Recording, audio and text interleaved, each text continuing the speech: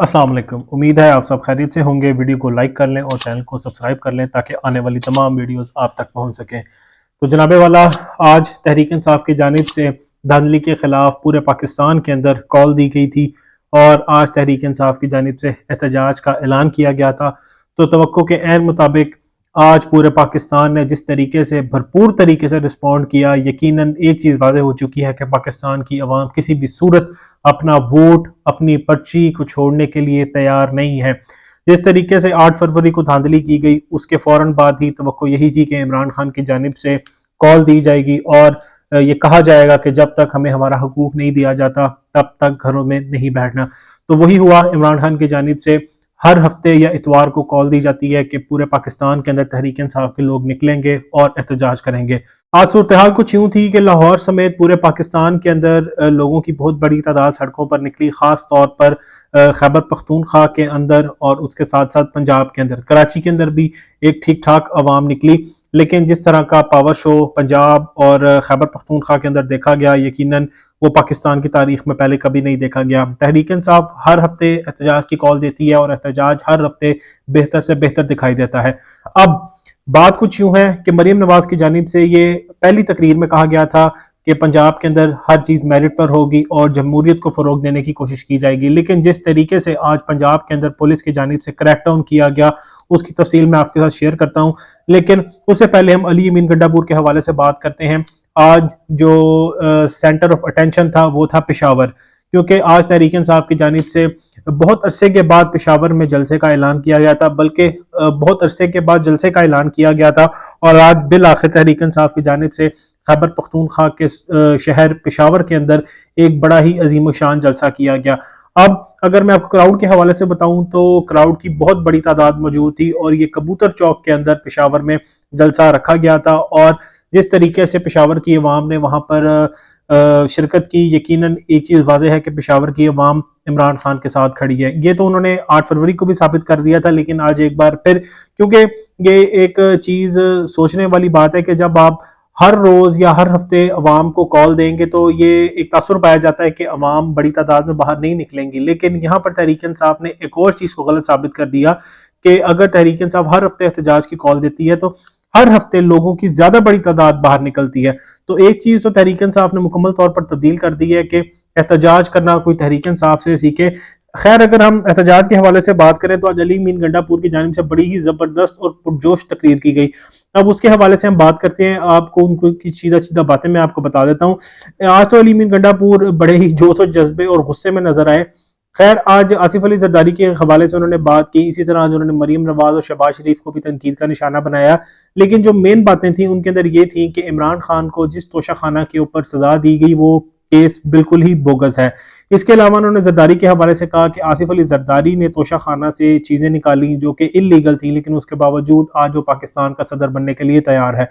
इसी तरह मरीम नवाज के हवाले से भी उन्होंने बात की। मरीम नवाज जो कि इस वक्त पंजाब की चीफ मिनिस्टर बन चुकी हैं, उन्होंने भी तोशाखाना से गाड़ी ली थी जो कि बिल्कुल गैर आइनी और गैर कानूनी है, लेकिन उनके ऊपर तोशाखाना का केस इस तरह का कोई भी नहीं बनाया गया। इसी तरह उन्होंने शहबाज शरीफ के हवाले से भी बात की कि शहबाज शरीफ ने भी तो मनी लॉन्ड्रिंग की और उनके जो केसेस थे वो मुकम्मल तौर पर माफ करवा दिए गए, तो आज वो वजीर आजम पाकिस्तान बनकर बैठा है।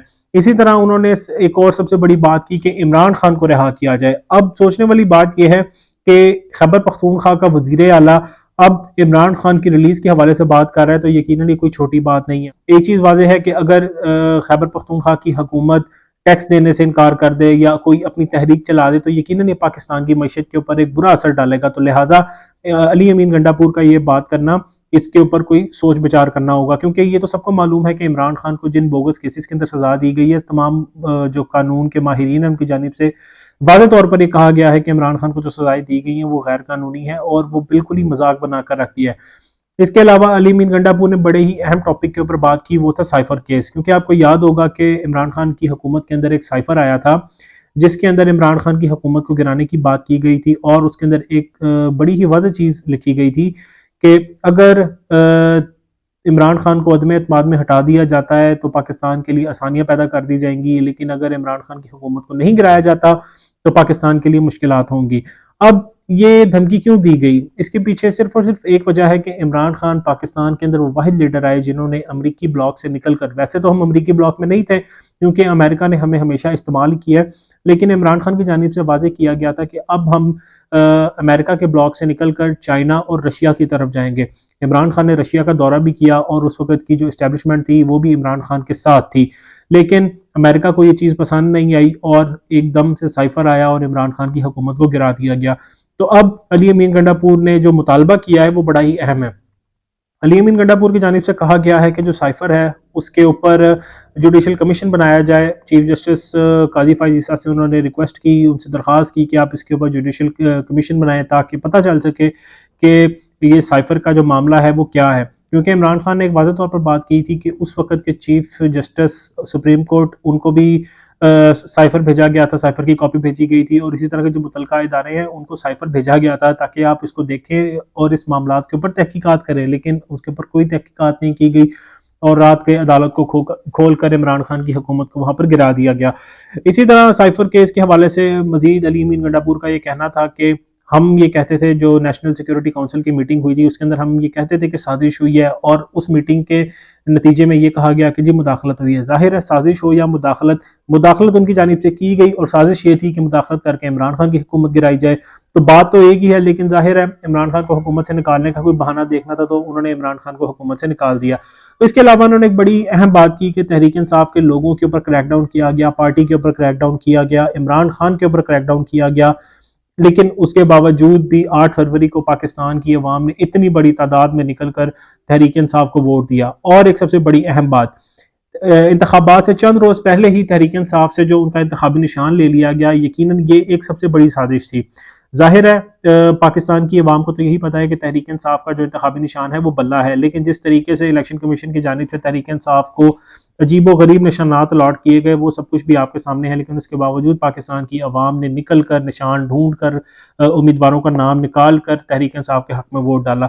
इसी तरह एक और बड़ी ही अहम उन्होंने गुफ्तगू की, वो ये थी कि तहरीक इंसाफ की जो रिजर्व सीट थी वो दूसरी जमातों को दे दी गई है। वो आपके सबके सामने है कि खैबर पख्तूनख्वा के अंदर 26 नई नशिस्तें यानी रिजर्व सीट दी जानी थी। 9 नशिस्तें जीतने वाले को 6 नशिस्तें दे दी गई, 8 नशिस्तें जीतने वाले को 7 दे दी गई। तो आपने देखा जिस तरीके से वहां पर बंदर बांट की गई, जिस जमात ने नशिस्तें कम जीती रिजर्व सीट उसको ज्यादा दे दी गई। तो ये देखें किस तरीके का इन्होंने यहाँ पर मजाक किया। तो अली अमीन गंडापुर ने ये मुतालबा किया है कि अगर इसके ऊपर इंक्वायरी ना की गई तो यकीनन हम अपनी तहरीक को जारी रखेंगे और तब तक हमारी तहरीक जारी रहेगी जब तक हमारी रिजर्व सीट का मामला हल नहीं किया जाता और जब तक फॉर्म 45 का जो तहकीकात है वो नहीं की जाती। इसके अलावा उन्होंने मजीद कहा कि हम उन लोगों के ऊपर आर्टिकल 6 लगाएंगे जिन्होंने रिजर्व सीट के मामले पर आइन को तोड़ा और कानून को तोड़ा। और सबसे आखिर में उन्होंने जो बात की वो बड़ी ही अहम थी। उन्होंने ये अज़म जाहिर किया कि हम सब मिलकर यहाँ पर काम करेंगे ताकि खैबर पख्तूनख्वा के अंदर अमन व अमान की सूरत हाल को दोबारा से बहाल कर सकें और यहाँ पर जो मामलात हैं उनको बिल्कुल ठीक कर सकें। तो बहरहाल अगर हम जलसे जुलूस के हवाले से बात करें तो आज खैबर पख्तूनख्वा समेत पूरे पाकिस्तान के अंदर अवाम की बहुत बड़ी तादाद बाहर निकली। अब सवालिया निशान मरीम नवाज के ऊपर है जिन्होंने ये कहा था कि जी हम जमहूरियत पसंद लोग हैं और हम मेरिट के ऊपर फैसले करेंगे, तहरीक इंसाफ के लोगों को भी वैसे ही लेके चला जाएगा जैसे मुस्लिम लीग नून के लोगों को। तो आज आप सबने देखा जैसे ही तहरीक इंसाफ के लोग लाहौर के अंदर जमा होना शुरू हुए वहां पर पुलिस पहुंच गई और पुलिस की जानिब से वहां पर गिरफ्तारियां भी शुरू कर दी गई। आज सरदार लतीफ खोसा को गिरफ्तार कर लिया गया, उसके साथ साथ सलमान अकरम राजा को भी गिरफ्तार कर लिया गया। इसी तरह तहरीक इंसाफ के बड़े रहनुमाओं को एक बार फिर गिरफ्तार किया गया। अब जो मनाजिर देखे गए वो ये थे कि अगर तहरीक इंसाफ के लोग गाड़ियों पर आए हैं तो उनकी गाड़ियों के ऊपर हमला किया गया, बीच में फैमिलीज भी मौजूद थी, बच्चे भी मौजूद थे। ऐसे क्लिप मेरी नजर के सामने से गुजरे जिसके अंदर बच्चे गाड़ियों के अंदर मौजूद थे और लोगों को गाड़ियों से खींच कर बाहर निकाला जा रहा था, गाड़ी के शीशे तोड़ने की कोशिश की जा रही थी। तो अब मरियम नवाज को ये जवाब देना होगा। एक तरफ तो वो कहती हैं कि पंजाब के अंदर जमहूरियत चलेगी और यहाँ पर मेरिट के ऊपर फैसले होंगे, तो ये किस तरह का जमहूरियत है और किस तरह के मामला है कि यहाँ पर किसी को एहतजाज करने की भी इजाजत नहीं दी जाती। तो बहरहाल पंजाब के अंदर सूरत हाल वैसे ही बड़ी खराब है और आने वाले दिनों के अंदर मजीद खराब होगी क्योंकि तहरीक इंसाफ तो अब आराम से बैठने वाली नहीं है और आने वाले दिनों में तहरीक इंसाफ का जो एहतजाज है वो शदीद शक्ल अख्तियार करेगा। अब आप सोचें अगर इमरान खान की जानिब से कॉल दे दी गई कि इस्लामाबाद के अंदर तहरीक इंसाफ एहतजाज करेगी और तहरीक इंसाफ के लोगों को एहतजाज नहीं करने दिया जाता, और सबसे बड़ी बात अली अमीन गंडापुर अपना काफिला लेकर खैबर पख्तूनख्वा से अगर इस्लामाबाद की तरफ आ गए और पंजाब और खैबर पख्तूनख्वा की पुलिस के अंदर झड़प शुरू हो गई तो दुनिया के अंदर क्या इमेज पाकिस्तान का जाएगा और पाकिस्तान के अंदर क्या हालात बनेंगे। तो ये सोचने वाली बात है। अगर एक जमात एहतजाज करना चाहती है, उसको पूरा मन एहतजाज करने दिया जाए, लेकिन यहाँ पर तो पूरा मन एहतजाज करने वालों के ऊपर भी लाठीचार्ज कर दी जाती है, और इसका सबूत आज आप सबने देखा। तो बहरहाल मरीम नवाज के ऊपर तो हम किसी किस्म का उनसे गिला नहीं कर सकते, क्योंकि ना तो उनके अंदर कोई लीडरशिप क्वालिटीज है, ना ही इसी तरह के मामलात हैं। अब उनको वजीर आला बना दिया गया है। अब देखते हैं कि मामलात को वो किस तरीके से चलाती हैं। लेकिन एक चीज याद रखें, जब भी धौंस और धांधली के साथ कोई हुकूमत बनाई जाती है, तो वो किसी भी सूरत किसी भी अवाम के लिए, चाहे वो पाकिस्तान की हो या किसी और मुल्क की, वो कभी भी उनको फायदा नहीं दे सकती, ना ही उनके हक में बेहतर हो सकती है। खैर, अगर हम रैलीज के हवाले से बात करें तो रैलीज आज बहुत बड़ी तादाद में निकाली गई। इस्लामाबाद, रावलपिंडी, इसी के अलावा मरी के अंदर भी रैलीज देखी गई, लाहौर के अंदर भी बहुत सारी रैलीज देखी गई, क्योंकि तहरीक इंसाफ की जानिब से ये कहा गया था कि तमाम अहदेदारान को कि आप अपनी हैसियत में रैलीज निकालें और एक जगह पर इकट्ठे हों। खैर, एक जगह पर इकट्ठे तो नहीं हो सके, लेकिन जिस तरीके से रैलीज के क्लिप्स मेरे सामने से गुजरे वो मैंने देखे, और आज लाहौर के GPO चौक के जो मनाजिर मैंने देखे, वहां पर पुलिस की इतनी बड़ी तादाद वहां पर मौजूद थी तहरीक इंसाफ के लोगों के आने से पहले ही। तो मैं उसी वक्त समझ गया था कि मामलात यहाँ पर क्या होने जा रहे हैं। लेकिन आज तहरीक इंसाफ के लोगों को गिरफ्तार करके मरीम नवाज ने एक चीज़ तो वाजे कर दी है कि मरीम नवाज यहाँ पर तहरीक इंसाफ को किसी भी सूरत एडजस्ट नहीं होने देंगी। बहरहाल वो जो मर्जी करते रहे, लेकिन अवाम की जानिब से तो फैसला कर लिया गया है। अब आप देखेंगे आने वाले वक्त में ज़िमनी इंतखाबात भी होंगे, और ज़िमनी इंतखाबात में किस तरह सरकारी वसाइल को इस्तेमाल करके तहरीक इंसाफ को शिकस्त देने की कोशिश की जाएगी। खैर, वो बात की बात है। लेकिन आज एक चीज़ वाजे हो चुकी है कि पाकिस्तान की अवाम ने खौफ की जंजीरें तोड़ दी हैं, और अब वो किसी भी सूरत खामोश बैठने के लिए तैयार नहीं है, और अपना हक लेने के लिए वो मुकम्मल तौर पर तैयार हो चुके हैं। पेशावर हो, लाहौर हो, आप किसी भी शहर का नाम लें, किसी भी सूबे का नाम लें, पाकिस्तान की अवाम की बहुत बड़ी तादाद बाहर निकली और अपने हक के लिए बाहर निकली। हक ये उनका चोरी किया गया, उनका मैंडेट चोरी किया गया, ये अवाम ने अपनी अमानत समझ कर दिया, लेकिन उसको जिस तरीके से चोरी किया गया उसकी मिसाल पाकिस्तान के अंदर पहले कभी भी नहीं देखी गई। 2018 के अंदर भी तहरीक इंसाफ के साथ इसी तरह का सलूक किया गया, लेकिन उस वक्त तहरीक इंसाफ बहुत से लोगों को प्यारी थी और तहरीक इंसाफ ने इस चीज़ को सीरियस नहीं लिया। जबकि तहरीक इंसाफ की नशिस्तों को कम किया गया था, लेकिन उस वक्त इसके ऊपर किसी ने भी गौर नहीं किया। तो अब जब तहरीक इंसाफ इस चीज़ का ज़्यादा शिकार हुई है, तो तहरीक इंसाफ को होश आया कि जी हमारे साथ ये क्या हो गया।